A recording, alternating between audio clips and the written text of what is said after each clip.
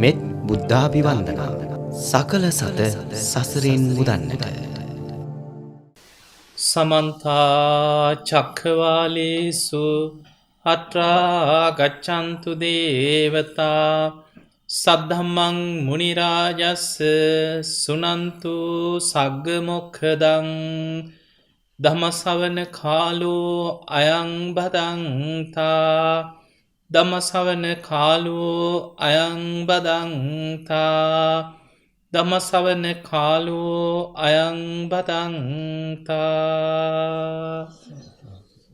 නමෝ තස්ස භගවතු අරහතෝ සම්මා සම්බුද්දස්ස. නමෝ තස්ස භගවතු අරහතෝ සම්මා සම්බුද්දස්ස. නමෝ තස්ස භගවතු අරහතෝ සම්මා සම්බුද්දස්ස. සාදු කියන්න කවුරු. වාසනාවන්ත පින්වතුනි, අද මේ පින්වත් හැම දෙනාම එකතු වෙලා මේ ධර්ම දේශනාව මේ නිවසේ සූදානම් කරලා මේ හැම දෙනාගේම අරමුණ මීට මාස 3කට පෙර මිය පරලොව යන්නට යෙදුණු ඒ සුළු මෑණියන් සිහිපත් කරලා ක්ලේරා පණ්ඩිත ගුණවර්ධනේ මෑණියන් සිහිපත් කරලා ඒ මෑණියන්ට පරලොවින් සංග්‍රහයක් පිණිස පින් අනුමෝදන් කිරීමයි මුල්ම අරමුණ. ඉතින් මේ මෑණියන්ටත් ඔබ හැම දෙනාම කල්පනා කරගන්න, ඔබ නමින් මිය පරලොව ගිය සියලු සංසාරගත ඥාතීන් සාදුකාර දීදී මේ ධර්මයේ ශ්‍රවණය කළා පින් අනුමෝදන් වෙන්න පුළුවන් තැන්වල ඉන්න ඥාතීන් මේ ධර්මයේ ශ්‍රවණය කරලා පින් අනුමෝදන් වෙත්වා කියලා සාදු කියලා මුලින්ම සිහිපත් කරා. පින්තුනි, බණ ඇසීම කියන්නේ නිවන් දොරටුවක් වෙනවා.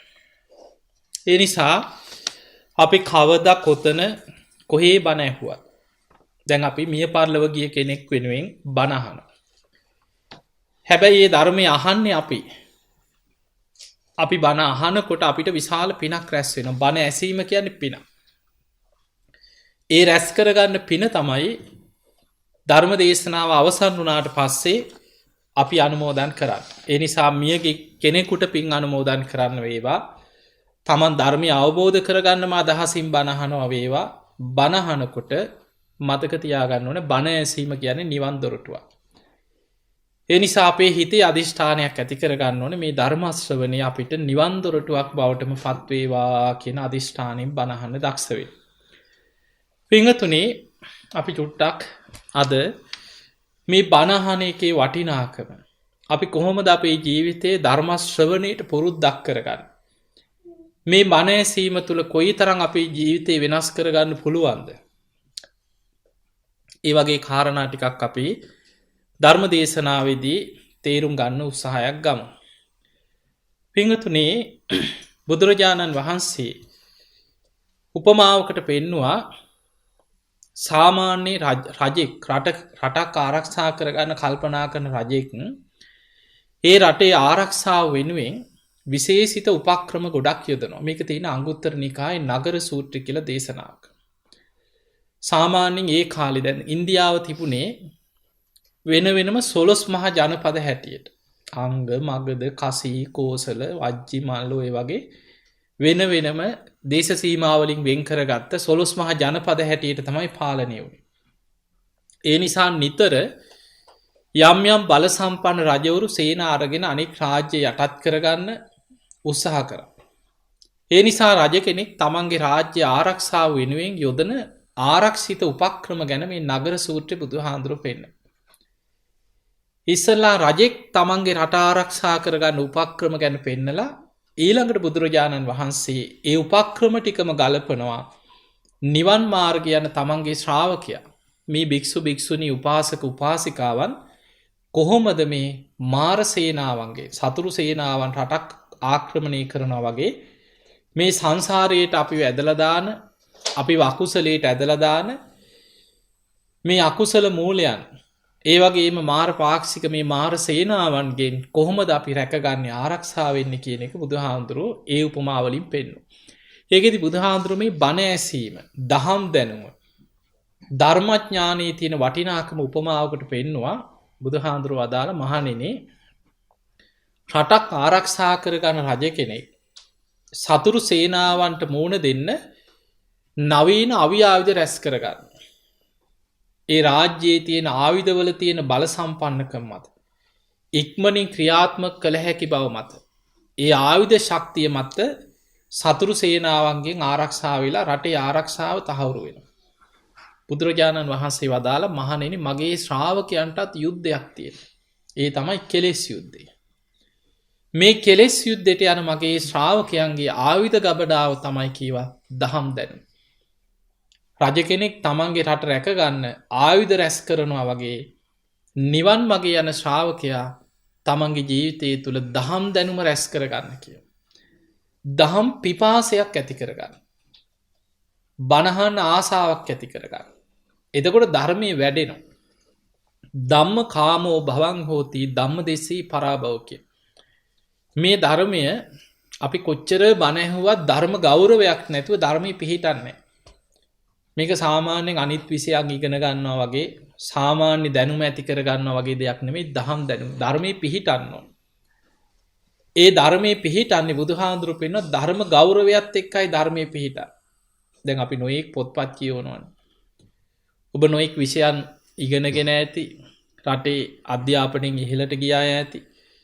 ඒ අතර බොහොම ආසාවෙන් ඔය නොයෙක් නවකතා පොත් නොයෙක් පොත්පත් කියවන්න පුරුදු ඇති අය ඇති. දැන් සාමාන්‍ය අපි පොතක් කියවනකොට නවකතා පොතක් හිතන්න. මොනවා හරි ඔය පොත් කියවනවනේ. අපි ඒවට නිකන් පොත්වලට වැඳලා එහෙමද කියවන්නේ? ඈ අපි මේ පොත් ගැන ලොකු එහෙම ගෞරවයක් නැහැ. අපි පිටු නමනවා, ඔය කුස්සියේ දානවා, ඒ කියවලා තැන් තැන් වල තියෙනවා. එක්ක එහෙම බිම වැටෙනවා. ආයි අහුලා ආයි කියවනවා. හැබැයි බණ පොතක් කියවනකොට ධර්මය ඉගෙන ගන්නකොට ධර්ම ගෞරවයක් තියෙනවා. එතකොටයි ධර්මයේ පිහිටන්නේ. අපි මුලින් ඉඳන් පුරුදුනේ බණ පොතක් කියවනකොට පොතට වැඳලා කියවන්න. ඒ පොත කියවලා අවසන් වුණාට පස්සේ වැඳලා තමයි පොත අරගෙන තියන්නේ. මොකද මේ ධර්මයේ දැන් අපිට නිතර මේ බණ ඇහෙන නිසා අපිට එච්චර වටිනාකමක් නෑ වගේ තියෙන්න පුළුවන්. මොකද වර්තමානයේ දැන් ගොඩාක් බණ ඇහෙනවා. බණ අපිට ගොඩාක් තියෙනවා. හැබැයි මතක තියාගන්න මේ අපිට මේ මෙච්චර ධර්මය ඇහෙන්නේ මේ අවුරුදු 400කට 500කට විතර පස්සේ. අපි නිකන් අපේ ලංකාවේ ඉතිහාසෙකම ඔබ මෙහි ආවත් ඇහෙන්නේ මේ ලංකාවෙන් ඇහෙන බණනේ. ඕස්ට්‍රේලියානු ජාතිකයන්ගෙන් බණ ඇහෙන්නේ නැහැ. ඒ නිසා අපේ රටේ ඉතිහාසය ගත්තාම අපි දන්නවා අවුරුදු 450කට ආසන්න කාලයක් අපි පෘතුගීසි, ලන්දේසි, ඉංග්‍රීසි ආක්‍රමණ එක්ක විටින් විට බැට කාගෙන ආපු කාලයක් තිබුණා. ඒ කාලේ අපේ ඉතිහාසය තුල ධර්මය දියුණු කරන භික්ෂුන් වහන්සේලා පවා විශාල වශයෙන් යම් යම් කාලවල මැරුම් කෑවා. සමහර කාලවල එක භික්ෂුවක් හොයාගන්න නැති තරම් නැත්තර නැති වෙලා ගියා ලංකාවේ. ඔබ අහලා ඇති පරංගිගේ කාලේ සීතාවක රාජසිංහ රජුරු හින්දු ආගම වැළඳගෙන භික්ෂුන් වහන්සේලා මරන්න අන කරා. පන්සල් ගිනි තිබ්බා, විහෙර විහාර ගිනි තිබ්බා. පොත්පත් එකතු කර කර ඉස්සර තිබුණේ පුස්කොළ පොත්. මේ ධර්ම ග්‍රන්ථ ගිනි තිබ්බා. එතකොට එහෙම වෙලා ඔබ අහලා ඇති ඔය ගණින්නාන්සේලාගේ විගයක් බිහි වුණා කියලා. එක භික්ෂුවක් නැති කාලයක් තිබ්බා. සිවුර දාගෙන ඉන්න බයයි. රාජබටයන්ට ආරංචි වුණොත් හොයලා මරනවා. එතකොට එහෙම කාලයක් තිබුණා අපේ රටේ. ඊළඟට ඔය කාලිංග මාග, චන්ද්‍රබහනු 24000ක හමුදාවක් අරගෙන කැලණි විහාරය ඉස්සල්ලා විනාශ කරලා ලංකාවේ කෙළවරක ඉඳන් වෙහෙර විහාර විනාශ කර කර ගිනි තිය ගියා කියලා.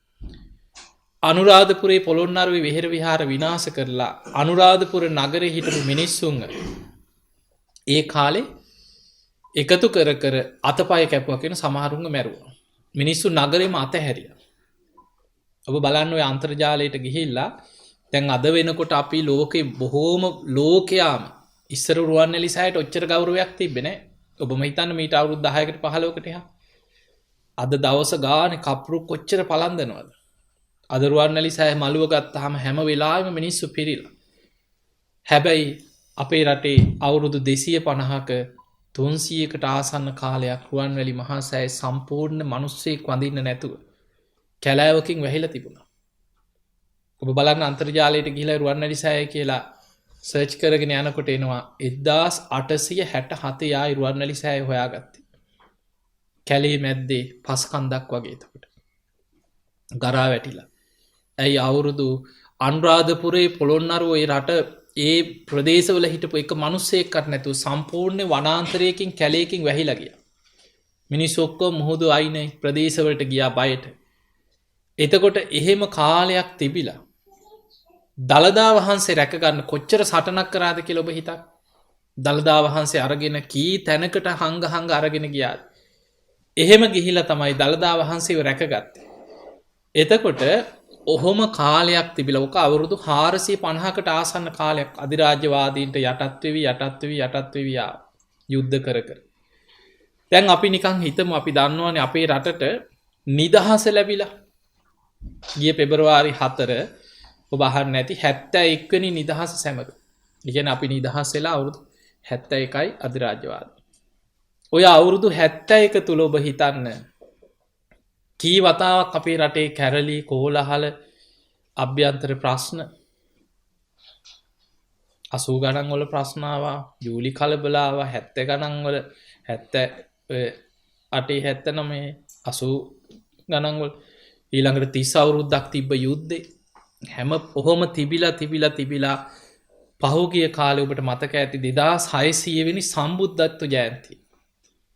ඔන්න ඔය සම්බුද්ධත්ව ජයන්තිය එනකොට ඒත් එක්කම තමයි අපේ රටේ යුද්ධය අවසන් වුණේ. ඒ යුද්ධය අවසන් වෙනවත් එක්කම සම්බුද්ධත්ව ජයන්තියත් ආවා. ඒ ළඟ ආවේ. ඒත් එක්කම තමයි පළවෙනියටම ලංකාවේ බෞද්ධ නාලිකාවක් පටන් ගත්තේ. දරණාගම කුසල ධම්ම හාමුදුරන්ගේ බෞද්ධ නාලිකාව. ඉස්සර බණ කියන්න නාලිකා තිබ්බේ නැහැ. ඔබට මතක ඇති මීට අවුරුදු 15කට 20කට එහා ලංකාවේ ඉස්සර පොයේ දවසට විතරයි බණක් ගියා රජයේ ගුවන් විදුලිය. ස්වදේශීය සේවී බණ යන්නේ පොයේ දවසේ රැට බණ යනවා, රැට පිරිත් යනවා ඔච්චරයි. එතකොට මාසෙකට එක බණයි ගුවන් විදුලිය එකත් හරියට ඇහෙන්නේ නැහැ. හැබැයි දැන් මේ වෙනකොට මේ අවුරුදු 10ක් 12ක් තුල බෞද්ධ නාලිකා ගණනාවක් දැන් ඇති වෙලා තියෙනවා. දැන් පැය 24 බණ ඇහෙනවා. ඉස්සර බණ පොතක්වත් නැහැ. ඔබ හොයලා බලන්න ඔබ යම් වැඩිහිටියන්ට මතක ඇති. අම්මලා තාත්තලාගේ කාලේ. ඉස්සර ගම්වල තිබුණේ පිරිවානා පොත් වහන්සේ, ජාතක පොත් වහන්සේ ඔච්චරයි. පරණ ওই ත්‍රිපිටක පොත්, පුස්කොළ පොත් පන්සල් වල රාක්කවල තිබ්බේ. ඒව පාලියෙන් තිබුණේ ගොඩක්. එතකොට 2500 සම්බුද්ධත්ව ජයන්තියට තමයි ඒවා වෙන මණ්ඩලයක් දාලා ආයි සරලව පරිවර්තනය කළා, මුද්‍රණය කළා ආයි එළියට දැම්මා. එතකොට දැන් ගෙවල් වල ත්‍රිපිටක පොත් තියෙනවා. එතකොට මේ මෑත කාලේ මේ අවුරුදු 10ක් 12ක් තුල තමයි වේගෙන් ධර්මයේ මතුවලා බලවත් වෙලා ඉස්සරහට ආවේ. අපිට නිතර බණ ඇහෙන්න පටන් ගත්තා. දැන් ඔබට ඉන්ටර්නෙට් එකට ගියාත් YouTube එකේ ගත්තත් කොච්චර දේශන තියෙනවද? ඒ නිසා දැන් බණහන් අපිට ඕන තරම් අවස්ථාව තියෙනවා. හැබැයි මේ බණ අහනකොට ධර්ම ගෞරවයක් ඇතුව බණහන්. එතකොට ධර්මයේ පිහිටනවා. මේ ධර්මයේ පිහිටන්නේ ගෞරවයත් එක්ක ධර්මයේ පිහිටන. ඒ නිසා ධර්ම ගෞරවයෙන් බණහන්න පුරුදු වෙන්න. හැබැයි මතක තියාගන්න දැන් අපි හිතමු දැන් ඔබ මෙහෙම බණ අහන්න ආවා. වෙනදා ගෙවල් වල බණ අහනවනේ නේ. අහලා ඇති, අපේ බණත් අහලා ඇති, ඕන තරම් ස්වාමීන් වහන්සේලාගේ බණ අහලා ඇති. හැබැයි බොහෝ වෙලාවට අපි පුරුදුනේ බණ අහනවා, ඇහෙනවා. අපි ඒ අතරතුර ගෙදර වැඩ ටිකක් කරනවා. අපිට වාඩි වෙලාම ඉඳගෙන බණ අහන්නේ නැහැ. එහෙම හිතාගෙන බණ දාගෙන වාඩි වුණත් ඔන්න බණ අහගෙන යනකොට එක කෝල් එකක් එනවා. ඊට පස්සේ ඒ ඔස්සේ ගියාට පස්සේ අර බණින් භාගයක් ඉවරයි ඊට පස්සේ. එක්ක මතක් වෙන මොනවා හරි මතක් වෙනවා ගෙදර වැඩක්. රිදි ටික නමලා තියන්න ඕනේ. ගේ අතු ගාල් දාන්න ඕනේ. පිකන් කෝප ටික හොදලා තියන්න ඕනේ. මොනවා හරි මතක් වෙනවා බණ අහගෙන ඉන්නකොට. එතකොට අපි අරමුණෙන් අරමුණට බොහෝ වෙලාවට අපි නැකිට බණ දාගෙන අපි වැඩ කරන්නයි බොහෝ වෙලාවට පුරුදුනේ. හැබැයි අපි මෙහෙම ආවට පස්සේ පැයක් නම් ඒ පැයම වාඩි වෙලා බණක් අහන්න අපි දැන් පුරුදු වෙනවා. අවධානය යොමු කරගෙන ඉන්නවා. මතක තියාගන්න මේ බණ අහන එක නිවන් දොරටුවක්. ධර්මය අවබෝධ වෙන මාර්ගයක්. අපි බොහෝ වෙලාවට හිතනවා මේක භාවනාවෙන් විතරයි. මේක භාවනාවෙන්ම තමයි. භාවනා කරන්න නැතුව නම් ඕක කරන්න බෑ.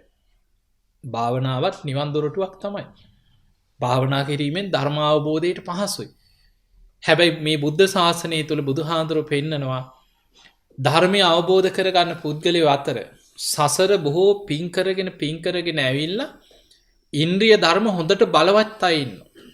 ඒ අයට කෙටියෙන් ඇහුවත් ඇති කියන බණපදයක්. ලොකු බණක් අවශ්‍යත් නැහැ සමහර. දැන් සාරිපුත්ත හාමුදුරුවෝ ගැන ඔබ හිතන්න. ගිහි නම තමයි උපතිස්ස. ගාථාවක පද 2යි ඇහුනේ සෝවාන් වෙන. ගාථාවක පද 4ක් තියෙනවා.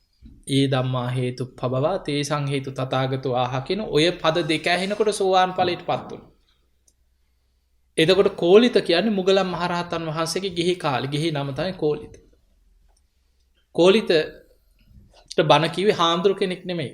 උපතිස්ස තමන්ගේ යාළුවා. තමන්ට ධර්මයේ ලැබුණාට පස්සේ යාළුවා හොයාගෙන ගියා. ගිහින් කිව්වා යහළුවා මට ධර්මය හම්බුණා. වැදගෙන අහගෙන හිටියේ. අර ගාථාවේ පද 4 මහලා අවසන් වෙනකොට සෝවාන් ඵලයටපත් වුණා. එතකොට අපිට පේනවා කෙටියෙන් අහලා බණපදයක් අහලා ධර්මය අවබෝධ කරගන්නයි හිටියා. සමහර උපක්‍රම වලින් බුදුරජාණන් වහන්සේ සමහර අයට බණ කීවෙත් නැහැ. සමහර අයට බුදුරජාණන් වහන්සේ දේශනාවේ තියෙන සමහරුන්ට නෙළුම් මලක් දුන්නා. ඒක දිහා බලාගෙන අර මල පර වෙලා කුණු වෙලා යන ආකාරය බලාගෙන කය ගැන මෙනෙහි කරනකොට ධර්ම අවබෝධය ලැබෙනවා. දැන් චුල්ලපන්තක හාමුදුරන්ට රෙදි කෑල්ලක් දුන්නේ. හැබැයි මතක තියාගන්න සසරේ පුරුද්ද තියෙන්න ඕනේ. සසර පින් කරලා භාවනා කරලා හිත වඩලා සංසාර පුරුද්දක් තියෙන. අපි දන්නේ නැති වුණාට අපේ ජීවිතේ කොහේ හරි තැනක අපිට ලොකු කලකිරීමක් ඇති වෙලා සමහර අපි කියන්නේ අර තිත්ත වෙනවා කියලා. ජීවිතේ එපා වෙලා කලකිරිලා යම් අවබෝධයකට නැඹුරු වෙච්ච තැනක් කොහේ හරි තැනක් තියෙනවා. අන්නේ තැන බුදුහාමුදුරුවෝ මතු කරලා ගන්න. චුල්ලපන්තක හාමුදුරන්ගේ ජීවිත කතාවේ තියෙන්නේ ආත්ම ගානකට පෙර රජ කෙනෙක්. ඒ රජුරු හරි ආසයි කියන පිළිවෙලට ඇඳලා ඉන්නේ. දැන් සාමාන්‍ය සමහරව ඉන්නවනේ පිළිවෙලටම තියෙනවා. ෂර්ට් එකක් ඇඳලා පොඩ්ඩක් හරි ඒක එක දවසක් අඳපු එක එක්කෝ ඊළඟ දවසේ හොදන්න නැතුව අඳින්නේ. ඒක එක්ක පොඩ්ඩක් හරි නැමිලා රැලි වැටලා නම් ඒක ආය අඳින්නේ. ඒක මැදලා මිසක් අඳින්නේ.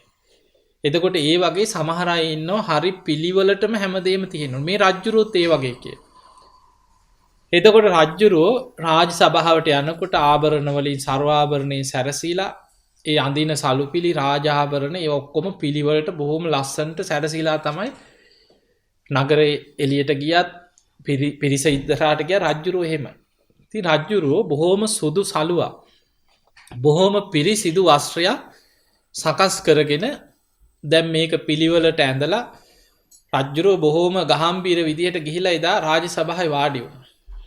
එහෙම රාජ සභාවේ වාඩි වෙලා එදා දවසම රජ්ජුරුවන්ට මේ රාජ්‍ය කටයුතු ගොඩාක් එක්ක එදා ටිකක් ග්‍රීස්ම දවසක්. රජ්ජුරුවන්ට ඉතින් ඇඟෙන් දාඩිය දාලා අර ඇඳුම් කිලිටි වෙලා වෙන වැඩක් කරලත් නෙමෙයි ඇඟේම දාඩිය වැක්කෙල්ලා අර කටයුතු ඉවරලා හවස් වෙනකොට අර ඇඳගෙන හිටපු ඇඳුම් සම්පූර්ණයෙන් දහඩියෙන් තෙත් වෙලා සම්පූර්ණ අපිරිසිදු වෙලා ගියා. රජ්ජුරුව මේ කටයුතු අවසන් කරලා ඇවිල්ලා තමන්ගේ අර වටිනා ආසාවෙන් ඇඳගෙන ගිය ඇඳුම අතට අරගෙන කල්පනා කරා පොඩ්ඩක් ඉඹලා බැලුවා පුදුම දුර්ගන්ධයක් මේ ශරීරයේ දහඩියවල දුර්ගන්ධ. ඊළඟට මේ පිළිවෙලට ඇඳගෙන ගිය ඇඳුම් ටික දැන් අර පුටුවේ වාඩි වෙලා එහෙට මෙහෙට හැරිලා ඊළඟට අතේ තියාගෙන හිටපු දේවල් මේවා එක සම්පූර්ණයෙන් අපිරිසිදු වෙලා අපිළිවෙලකට මේක අතේ තියාගෙන රජ්ජුරුව කල්පනා කරා මේ මොන විදියට ලස්සනට ඇඳගෙන හිටියත් කුණු ශරීරයක්. නවදොරකින් අසූචි වැగిරෙන කුණු ශරීරයක්. කල්පනා කළා තමන්ගේ කයේ අසුබ ස්වභාවය මෙනෙහි කර කර අර ඇඳුම අතේ තියාගෙන මේ අපිරිසිදු වෙනවා මේ කය නිසා මේ සියල්ල කොච්චර පිරිසිදුව තිබ්බත් අපිරිසිදු වෙනවා කියලා විශාල කලකිරීමකින් එදා ජීවිතය ගැන විමසුවා. මේ කාලෙකට කලින් සිදුවීම. එදා බුදුරජාණන් වහන්සේ අර චුල්ලපන්තක හාමුදුරුවෝ දිහා බුදු කෙනෙකුට තියෙන අනිත් අයට දකින්න බැරි නෝන. සාරිපුත්ත හාමුදුරන්ටවත් නැහැ. ඒ තමයි ඉන්ද්‍රිය පරෝ පරියත්තේ ඥාන. එතකොට ඉන්ද්‍රිය පරෝ පරියත්තේ ඥානෙන් බුදුරජාණන් වහන්සේ බැලුවා චුල්ලපන්තක හාමුදුරුවන්ගේ සංසාර ජීවිත දිහා. එහෙම බලනකොට මේ සිදුවීම බුදු ඇසින් දැක්ක. බුදුරජාණන් වහන්සේ දැක්කා මේ කෙනාට ධර්මාවබෝධය ලබල දෙන්න නම් අර සසර කලකිරිච්ච ඒ ස්වභාවයම මතු කරලා ගන්නවා. ඒ නිසාම පිරිසිදු සුදු රෙදි කඩක් බුදු හාමුදුර අතට දුන්නා. වෙන කිසිම දෙයක් නෑ. මේ රෙදි කඩටම අවධානි පිහිටවාගෙන චුල්ල පන්තකෝබ රජෝහරණන් කියලා ඒක අතින් පිරිමදින්න. එද රජෝහරණන් කියන මේක අපිරිසිදුවෙනවා කියන. එතකොට මේ රෙදිකඩ අතේතියාගෙන් රජෝහරණන් කියල මේක පිරිමදිනකොට අර සසරේ කලකිරිච්චේ ස්වභාවයම බලවත් වනා ඒකම තමයි කමටහන වනේ ධර්මාවබෝධය. සුළු මොහොතකින් හිත වැඩුණ ධර්මාවබෝධි ලැබ. එතකොට අපිට පේනවා සමහර අයගේ මේ සංසාර පුරුදු හරි පුදුම ඒවා හිතාගන්න බෑ. ධර්මාවබෝධයට උපකාර වෙන සසර පුරුදු. එතකොට ඒ වගේ සමහරයට බුදුහාන්දුරු කෙටියෙන් බණ කිව්වා, හකුලෝල බණ කිව්වා, එක ගාථාවක් කිව්වා, එක්ක යම් උපක්‍රමයක් පෙන්නලා දුන්නා. ඒ වගේ සමහර අය කෙටියෙන් අහලා අවබෝධ කරා. සමහර අයට බුදුරජාණන් වහන්සේ දීර්ඝ වශයෙන් බණ කියවා. එහෙම දීර්ඝ වශයෙන් බණ කියනකොට පිළිවෙල කතාවක් කරලා තමයි බණ කියන්නේ.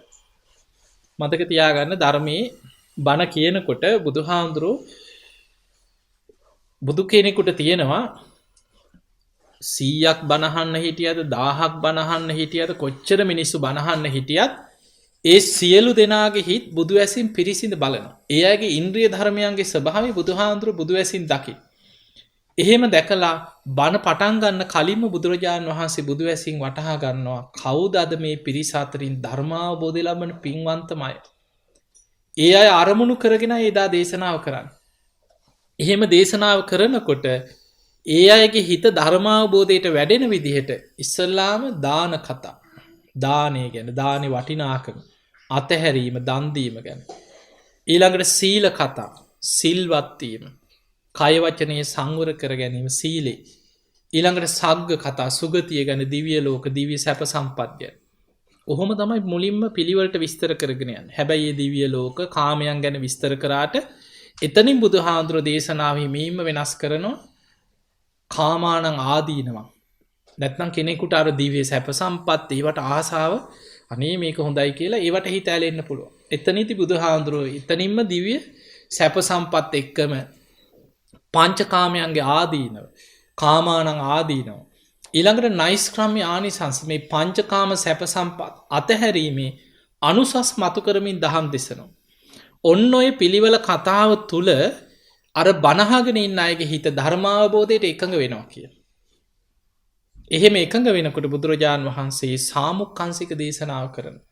එකන චතුරාර්ය සත්‍ය ඇතුළත් දීර්ඝ දේශනාවක් හැටියට ධර්මය සඳහන් වෙනවා සාමුක්කංසික කියන දේශනාව. ඒ දේශනාව අවසන් වෙනකොට අර බණහගෙන හිටපු අය අතරින් පින් ඇති අය, සසර හිත වඩපු අය ධර්මාවබෝධය ලබනවා. එතකොට ඒ වගේ බණ ඇසීම කියන්නේ බණ අහද්දිම ධර්මය අවබෝධ වෙලා තියෙන බොහෝ පිරිසක. අපේ දේශනා අතර ත්‍රිපිටකයේ සඳහන් වෙන බුද්ධ දේශනා ගත්තොත් බොහෝ ප්‍රමාණයක් තියෙන බණ අහද්දිම ධර්මාවබෝධය වෙච්ච සිදුවීම්. ඊළඟට මතක තියාගන්න දැන් අපි ඔබට අර වෙන වැඩක් කර වැඩ කර බණ අහන්න එපා කියන්නේ අපිට එහෙම බණ ඇහුවත් මතක හිටින වෙලාවල් තියෙනවා. දැන් අපිට මේ ඔක්කොම වැඩ නවත්තලම බණ අහන්න බෑනේ. දවසට එක බණක් දෙකක් අහන්න පුළුවන් ඕන නිදාගන්න ගිය වෙලාවක එක්ක පැයක් විතර. හැබැයි සමහර පුරුදු වෙනවා වාහනේ යනකොට උදේ බණක් අහගෙන යන්න. එක්ක ආපහු එනකොට සමහරට පැයක් විතර එන්න තියෙනවා. ඒන ගමනේ බණක් අහගෙන එනවා. සමහර ලාවට සමහර කුස්සියේ වැඩ කරනවා නම් එක්ක බණක් දාගෙන වැඩ කරනවා. හැබැයි මතක තියාගන්න අර අවධානය කියන එක පුරුදු කරගත්තොත් සමහර අය ඉන්න හොඳට සතිපට්ඨානෙ වඩලා සිහිය පුරුදු කරගත්ත අය. ඒ සිහිය පුරුදු කරගත්ත කෙනාට වෙන වැඩක යෙදුනත් සිහිය පවත්වන්න පුළුවන් දේශනාවෙන්. ඒකට හිත පුරුදු කරලා තියෙනවා. ඒක ලේසි නෑ හැබැයි. ඒ නිසා ඔබ අහලා ඇති සාරිපුත්ත හාමුදුරුවෝ රහත් උනේ කොහොමද කියලා. බුදුහාමුදුරන්ට පවන් සලසල තමයි සාරිපුත්ත හාමුදුරුවෝ හිටියේ. බුදුරජාණන් වහන්සේ බණ කිව්වේ සාරිපුත්ත හාමුදුරන්ට නෙමෙයි එදා. දීගණක කියලා පරිබ්‍රාජකයෙකුට සාරිපුත්ත හාමුදුරන්ගේ මාමා කෙනෙක්. සාරිපුත්ත හාමුදුරුවෝ පැවිදි වුණා මේ උපතිස්ස පැවිදි වුණා කියලා සාරිපුත්ත හාමුදුරන්ගේ අම්මා නෑදෑයෝ එකතු කරලා කිව්වා කොහෙන් හරි ගිහිල්ලා පුතාව හොයාගෙන එන්න කියලා. ඉතින් එක එක්කෙනා එක එක පැති වලට හොයා යනකොට මේ දීගණකට ආරංචි වුණා සාරිපුත්ත උපතිස්ස. එතකොට උපතිස්සනේ ගිහිනම මේ උපතිස්සයන් වහන්සේ අන්න පැවිදි වෙලා බුදුහාමුදුරන්ගේ ශ්‍රාවකෙක් බවට පත් වෙලා ගිජ්ජකූට පර්වතයේ ආශ්‍රිතව ඉන්නවා කියලා. බුදුහාමුදුරු ඉදා වැඩ හිටියේ ගිජ්ජකූට පර්වත මුදුනේ.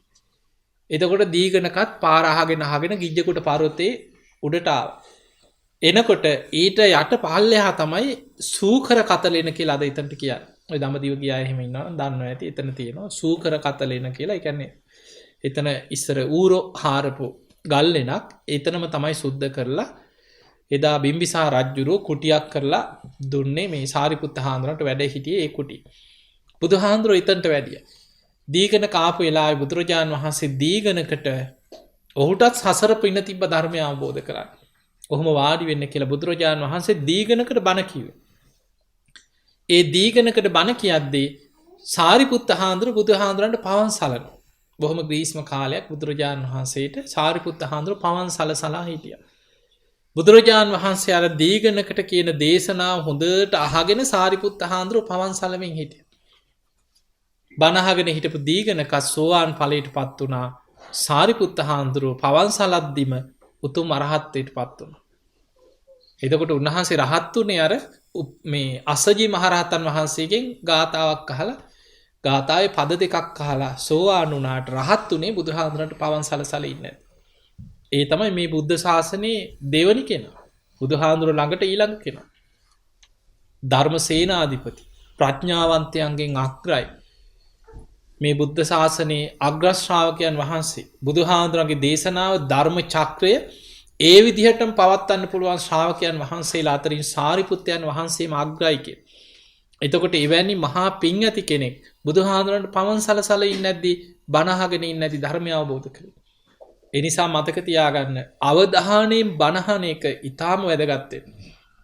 මේ අවධානය කියන එක බුදුහාමුදුරුවෝ බණ අහන කෙනෙකුට කරුණු පහක් පෙන්වනවා. ඒ කියන්නේ දැන් ඔබ දැන් මේ වාඩිලා බණක් අහනවා වගේ ඔබ බණ අහනකොට අද නෙමෙයි ඔබ කවදා කොතන රේඩියෝ එකේ බණක් ඇහුවත් ටීවී එක බණක් ඇහුවත් පන්සලට ගිහින් බණක් ඇහුවත් ගෙදර බණක් ඇහුවත් බණ අහනකොට මතක තියාගන්න මෙන්න මේ කරුණු පහ තියෙන්න ඕනේ Taman තුළ.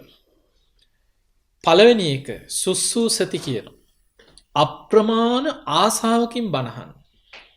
කියන්නේ හිතේ තියෙන්න ඕනේ ලොකු ආසාවක් බණක් අහනකොට. බුදු කෙනෙක්ගේ බණ පදයක් නේද මම මේ අහන්නේ. කල්ප ගානකින් නේද ලෝකෙ බුදු කෙනෙක් පහළ වෙන්නේ. මතක තියාගන්න ඔබ අහලා ඇති සාරා සංඛේය කල්ප ලක්ෂය කියලා. අපේ බෝසතාණන් වහන්සේ දීපංකර බුද්ධ ශාසනය විවරණ ගත්ත තැන ඉඳන් දසපාරමී විතරක් පුරලා තිනවා බුදු වෙන්න සාරා සංඛේය කල්ප ලක්ෂය. ඒ කියන්නේ මහා කල්පවලින් අසංඛේය හතරකුත් තවත් කල්ප ලක්ෂයක්. ඕක ඉලක්කමෙන් කිව්වොත් හිතා ගන්නවත් බැරි ඔළුවත් අවුල් වෙලා යනවා. අසංඛේයයක් කියන්නේ 1.140ක් කියන. අසංඛේය. ලියන්න ගියත් වරදින්නේ නැද්ද? ඔය බින්දු ගාන නිකන් ලියාගෙන ගියත් ඕක පටල ගන්නවා. 1.140ක් අසංඛේය. ඒ වගේ අසංඛේයව හතරක් තවත් කල්ප ලක්ෂයක් සාරා සංඛේය කල්ප ලක්ෂය කියලා. ඒ දීර්ඝ කාලයේ තුල ලෝකෙ පහළ වෙලා තියෙන බුදුවරු 24 නමයි මතක තියාගන්න. අපේ බෝසතාණන් වහන්සේ සූවිසි විවරණ ලැබුවා කියලා අහලා ඇති. දීපංකර පාදමූලයේ ඉඳන් අවසානයේ කාශ්‍යප බුදුහාඳුරන්ගෙන් තමයි අන්තිම විවරණය ගත්තේ බුදු වෙන්නේ. එතකන් සාරා සංඛේය කල්ප ලක්ෂයටම ලෝකෙ පහළ වුණේ බුදුරජාන් වහන්සේලා 24 නමක් විතරයි. එතකොට හිතන්න බුදු කෙනෙක් පහළ වෙනවා කියන ලෝකෙ කොච්චර දුර්ලභ කාරණයක්ද. එතකොට එවැනි දුර්ලභ බුද්ධ ශාසනයක් අනේ අපිට ලැබුණා. එවැනි බුදු කෙනෙක්ගේ බණපදයක් අනේ අපිට අද අහන්න හරි වාසනාව ලැබෙනව නේද කියලා බණ අහනකොට මුලින්ම අප්‍රමාණ සද්ධාවකින් හිත පිහිටවා ගන්න ඕනේ බණ අහද්දී. ඒක තමයි බණ අහනකොට පළවෙනිම දේ. දෙවනි කාරණේ සෝතං ඕදහති කියනවා. හොඳට කන් යොමු කරගෙන බණහන්න දක්ෂ වෙන්න. ඕදහති කියන්නේ අවධානයෙන්ම කන් යොමු කරගෙන බණහන්න කියන. ඕහිත සෝතෝ ධම්මං සුනාති කියන. බාහිර වැඩ බාහිර කරුණු වලට අවධානය යොමු කරන්න නැතුව දේශනාවෙම හිත පිහිටවාගෙන කන් යොමු කරගෙන හොඳට බණ අහන්න කියලා. ඊළඟ තුන්වෙනි කාරණේ තමයි බණ අහනකොට දැඩි අධිෂ්ඨානයක් ඇති කරගන්න. මං කොහොම හරි මේ දේශනාව තේරුම් ගන්න. වටහා ගන්න. මේ කියන ධර්ම කාරණා මගේ ජීවිතයට ගලප ගන්න. මං කොහොම හරි මේ ධර්මය අවබෝධ කරගන්න උත්සාහයක් ගන්න. අඤ්ඤාය චිත්තං උපට්ඨපේති කියලා. අවබෝධයට හිත පිහිටවාගෙන බණ අහන්න කියලා. හතරවෙනි කාරණේ අත්තං ගන්හාති අර්ථ ග්‍රහණය කරගන්න කියලා. දේශනාව තුළ වැදගත් කාරණා මතක තියාගන්න දක්ෂ වෙන්න. ඒ කියන්නේ දැන් ඔබට මේ බණ දැන් අපි ගමු පැයක් බණ ඇහුවා කියලා. ওই බණ ඔක්කොම මුල ඉඳන් අගට මතකද? එහෙම මතක හිටින්නේ නැහැ අපිට. එහෙම මතක හිටපු කෙනෙක් හිටියා. ශාසනේ ආනන්ද හාමුදුරුවෝ. සසරේ කල්ප ගණන් පාරමී පුරාගෙන ආවා මේ බුද්ධ ශාසනයේ බුදුහාඳුරන්ගේ ධර්මයේ ධාරණය කරගෙන යන කට මතක හිටියා සම්පූර්ණයෙන්. එකපාරයි අහන්න ඕනේ මේ දේශනාවේ මුල ඉඳන් අගට මතකයි. හිතා ගන්නවත් බෑ. 84000ක ධර්මස්කන්ධේ දරාගෙන ධාරණය කරගෙන හිටිය ආනන්දයන් වහන්සේ.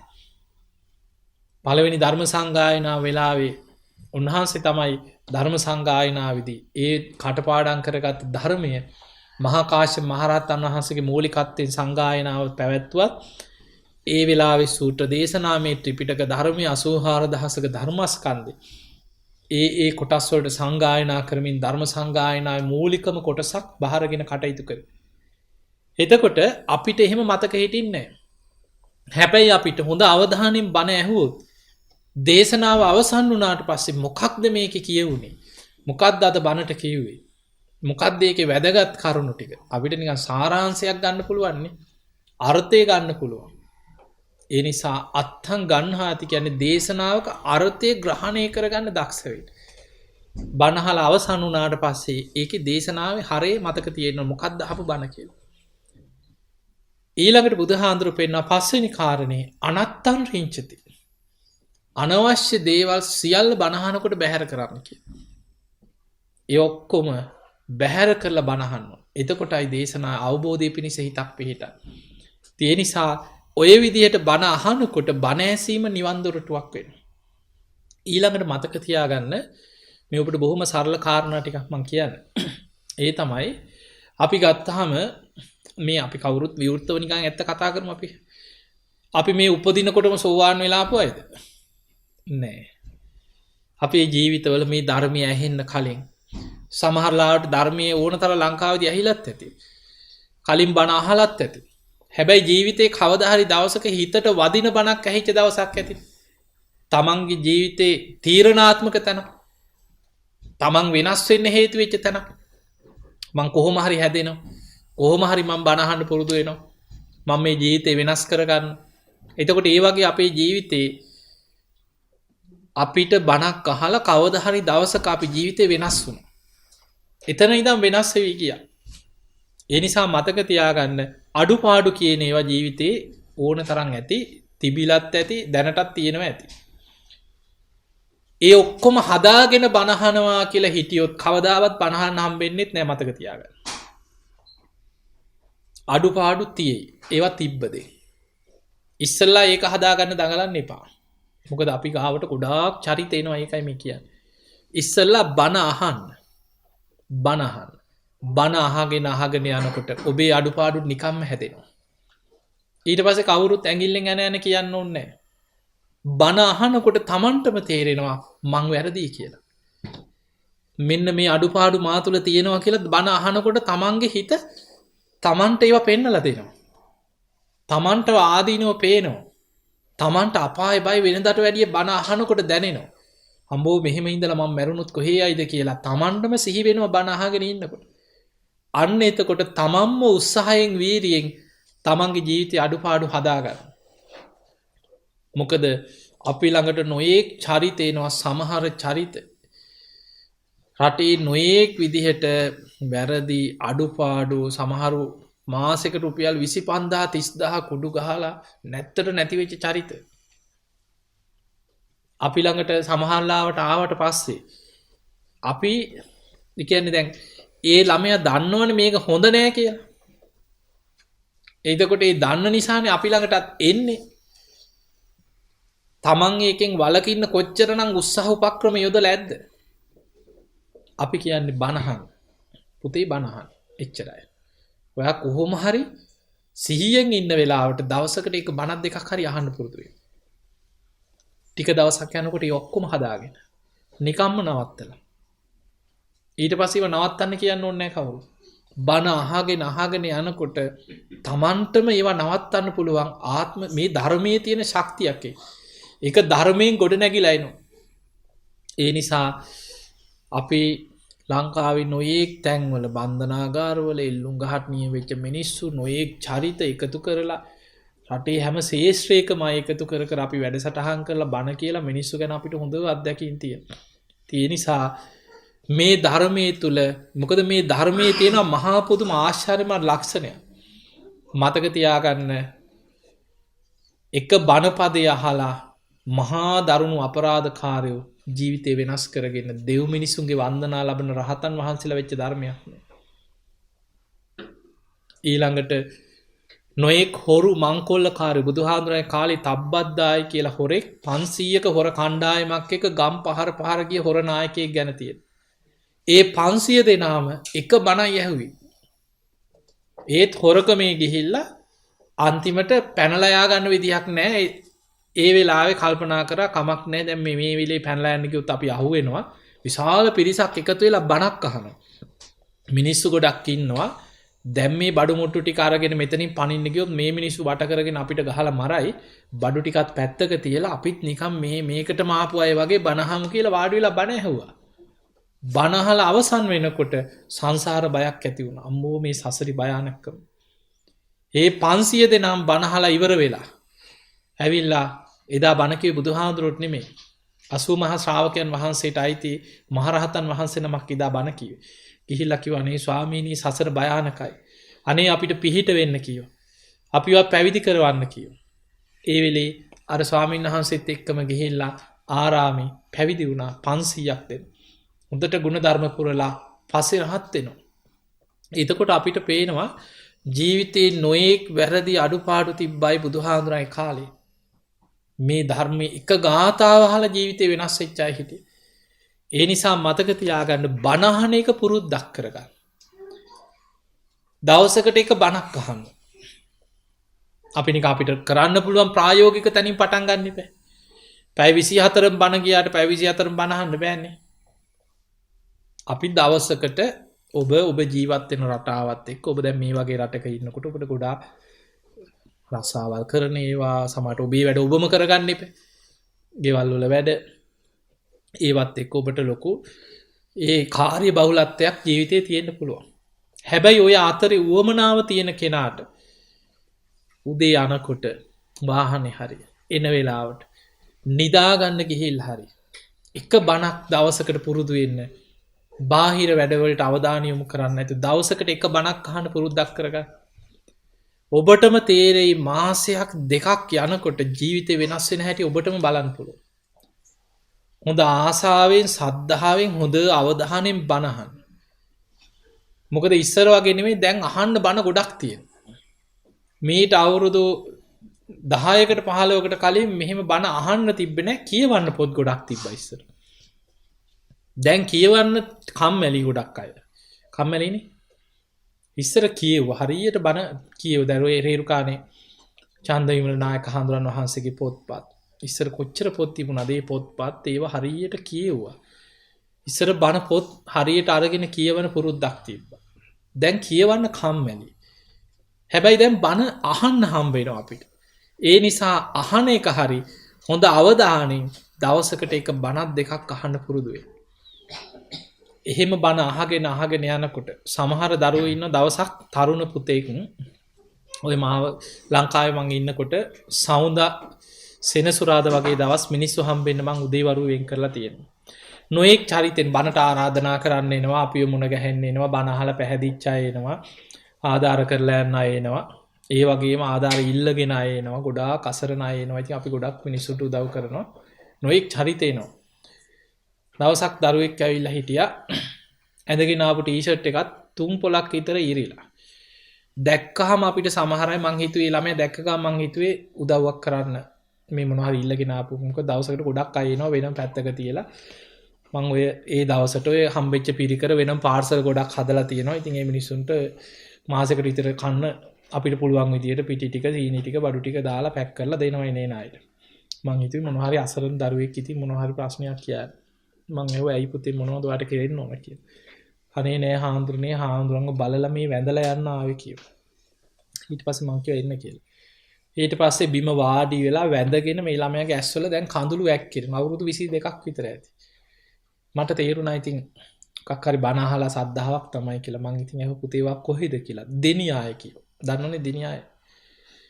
ඊට පස්සේ මං ඇහුවා ඔයා මොකද කරන්න කියලා. ඊට පස්සේ බලපුවාම මේ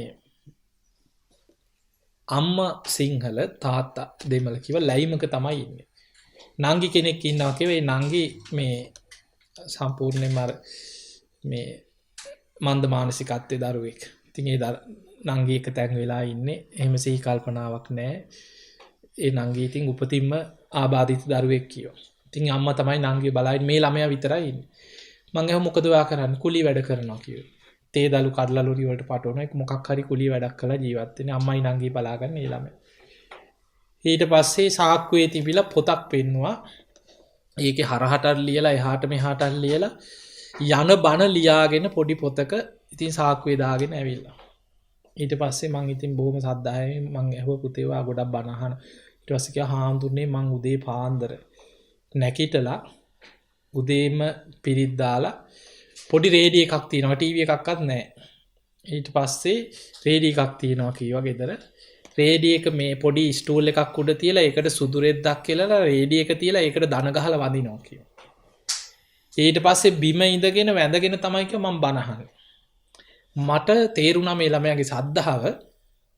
මම තේරෙන්නේ නැහැ වගේ මම නිකන් ඇහුවා ඇයි තරු ඔයා රේඩියෝ එකට වදින්නේ ඇයි කියලා. බුදු පිළිමයක් නැද්ද කියලා ඇහුවා.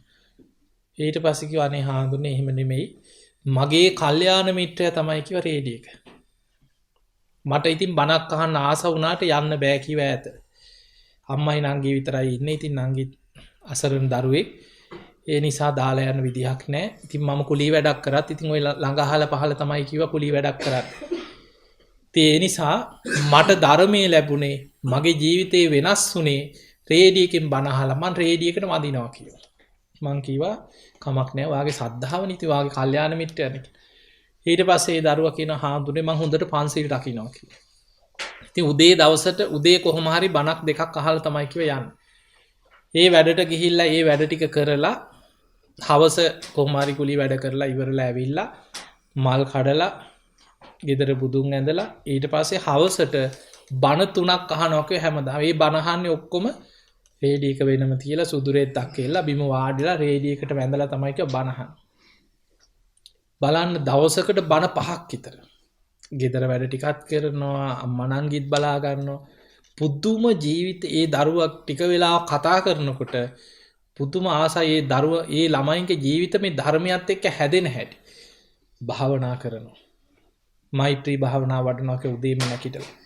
එතකොට මේ වෙන කාගෙන්වත් කවුරුත් ගුරුවරයෙක් හම්බෙලාවත් හාමුදුරු කෙනෙක් ළඟට ගිහිලා මොකවත් මේ රේඩියෝ එකෙන් බණ ටික අහලා ජීවිතේ වෙනස් වෙලා තියෙනවා. කිසිම ආගමික පරිසරයක් තිබ්බ පවුල් නෙමෙයි. ලැයිමක ඉපදිලා. හැබැයි ජීවිතේ ධර්මයට යොමු වෙන. ඒ වගේ නොයෙක් චරිත අපිට ජීවිතේ හම්බ වෙනවා. පින තියෙනවා නම් මතක තියාගන්න ලෝකෙ කොහේ හිටියත් පින තියෙන කෙනා ධර්මයට එනවා. ලංකාවේ ඔබ දන්න ඔය නොයෙක් ස්වාමීන් වහන්සේලා ආරණ්‍යවල කැලෑවල් වල ඉන්නවා. ඒ අතර ලංකාවේ වනාන්තර ආශ්‍රිත සිරිපාද කැලේ, ලග්ගල කැලේ ඊළඟට ඔය මේ බලංගොඩ පැත්තේ තියෙනවා ඇල්ල කියලා තියෙනවා, ඊළඟට තුන්දොල තියෙනවා. මේ සිංහරාජ්‍ය ආශ්‍රිතව ආරණ්‍ය සේනාසන සමහර කැලේ මුකුත් නැහැ ගල්ලෙන් තියෙන්නේ නිකන් පොඩි තාර සීට් එකෙන් රුකුලපු කුටි තියෙනවා. ඔය භාවනා කරන ස්වාමීන් වහන්සේලා ගොඩක් ඉන්නවා. මං කීප නමක් ඇසුරු කරනවා. ඉතින් මම සමාහට හම්බෙන්න යනවා. කිලෝමීටර් 2-3 පිණ්ඩපාතේ වඩිනවා. කැලේ ඇතුලේ ඉන්නේ පුදුම දුෂ්කර ජීවිත ගෙවන්න. හරි පුදුමයි. මිනිස්සු ඇසුරක් නැහැ. පිණ්ඩපාත කරන කැලේ ඇතුලට ගිහිල්ලා එක්ක ගල් වෙනක එක්ක නිදාගන්න පොඩි ලෑල්ලක පුදුම වීරයක් වඩන ස්වාමීන් වහන්සේලා ලංකාවේ ඔය සාමාන්‍යයෙන් 59 ලොකු පිරිසක් නෑ දුක විඳගෙන ඉන්න අමාරුයි. 59ක් විතර වගේ 50ක් 55 නමකට ආසන්න ඉන්න. ඔය ඉන්න අයගෙන් 35කට වැඩිය සුදු අය. ලග්ගල කැලේ ඉන්න ස්වාමීන් වහන්සේලා 49ක් විතර ඉන්නවා. 45 නමක් විතර 30ක් විතර ඉන්නේ සුදු අය. ඇමරිකාවේ අය ඩෙන්මාර්ක් අය කීප නමක් ඉන්නවා. කැනඩා ජාතික අය ඉන්නවා. යුරෝපියන් අය ඉන්නවා. අපේ රටට ඇවිල්ලා පුදුම වීරියක් වඩන්නේ. හිතාගන්න බෑ සමහර ජීවිත. ඒ නිසා සමහරට ඉපදුනේ කොයි රටේ වුණත් කොහේ වුණත් පින තියෙන කෙනා ධර්මයේ ලැබුණට පස්සේ හොයාගෙන එනවා. ඒ ධර්මයේ කරා යනවා. ඒ නිසා ජීවිතේ බණ අහන එක පුරුද්දක් කරගන්න. ඔබටම තේරෙයි ජීවිතේ ටික ධර්මයේ පැත්තට වැඩෙන ආකාරය. ඒ නිසා මොකද අපිට වර්තමාන මීට කලින් මීට අවුරුදු 10කට 15කට කලින් ජීවත් වෙච්ච අපේ අම්මලා තාත්තලාට ආච්චිලා සීලාට මිය ගිය අයට මේ වාසනාව නැති වුණා. ඒ අය බණ අහලා ඇති. හැබැයි ඒ කාලේ ඔබම හිතන්න ඔබ මීට අවුරුදු 15කට 20කට කලින් අහපු බණ නිකන් හිතන්නනේ. ඉතින් ඒ කාලේ සමහර ස්වාමීන් වහන්සේලාට ඉතින් අපිට මුකුත් කියන්න බෑ. ඉතින් ඒ කාලේ තිබ්බේ නෑනේ මෙහෙම බණ කියන්න අවස්ථාවක් තිබ්බේ නෑ. හරියට පොත්පත් තිබ්බේ නෑ. හොඳ ගුරුවරු ඉඳලා නෑ. ඒ කාලේ ඉතින් කියෙව්වේ ඔය ජාතක පොතයි පිරිත් පොතයි. ඒ නිසා ඒ කාලේ බණ කොයි වෙලේ මොන වැඩිපුරම බණවල කොහෙන් ගත්තත් ඒ කාල බරණැස් නුවර බ්‍රහ්මදත්ත රජුර වගේ කතා තිබුණා. නැද්ද? ජාතක කතා. බ්‍රහ්මදත්ත රජුර වටේ තමයි කැරකි හිටියේ ඉස්සර. එක්ක ධම්මපද ගාතාවක් කියනවා. ඉතින් ওই වගේ එක්ක ඔහොම බණ තමයි ඉස්සර තිබුණේ. එච්චර බණ තිබුණෙත් නෑ ඉස්සර.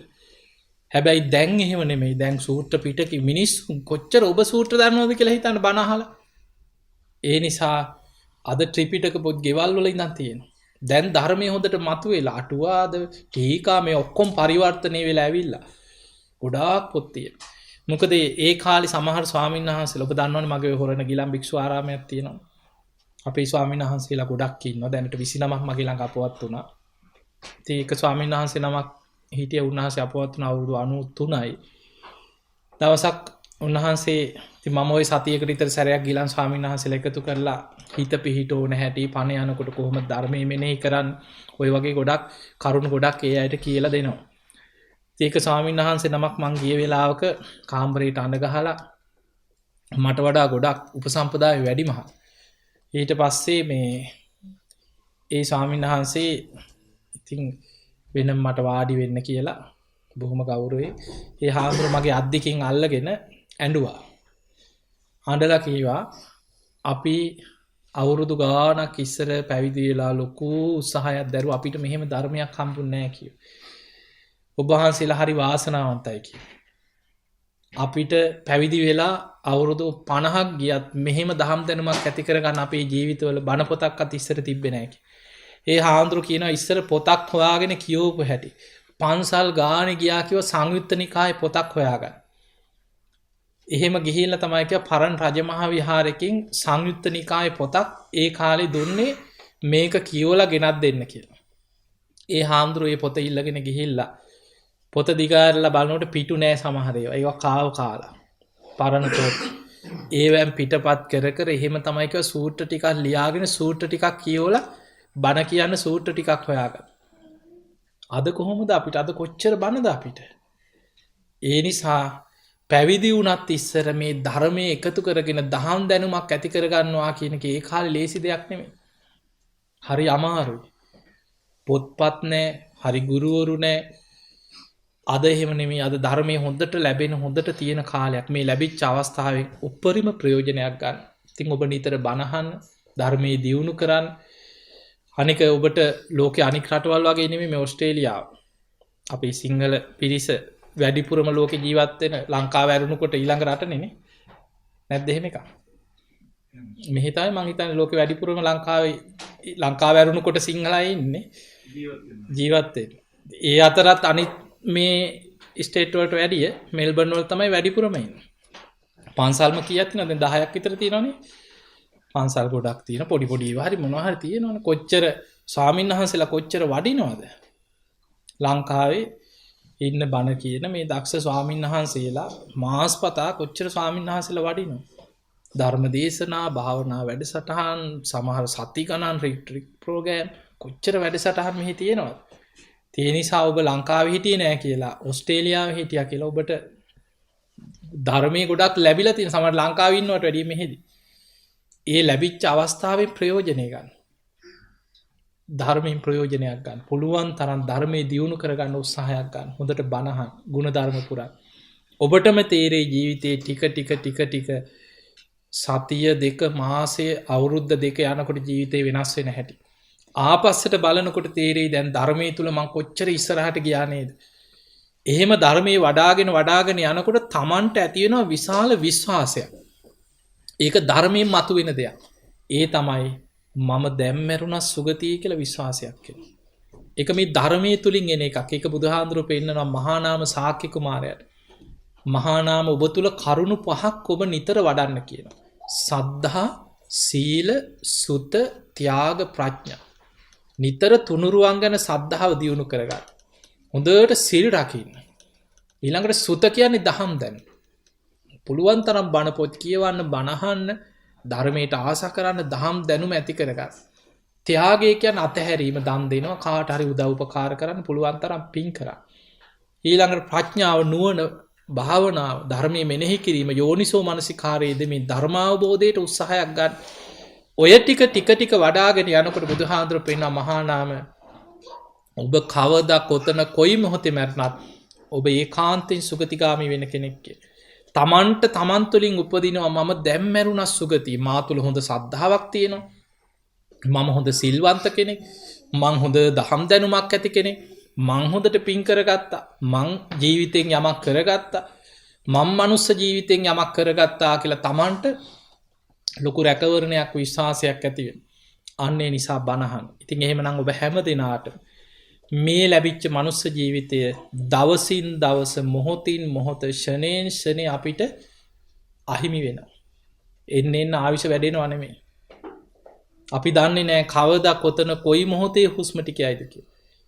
ඒ නිසා අප්‍රමාදී වෙන්න. අප්‍රමාදීව ඔබ හැම දිනාටම උතුම් වූ ධර්මයම අවබෝධ කරගන්න වාසනාව ලැබේවා කියලා අපි ආශිර්වාද කරමු.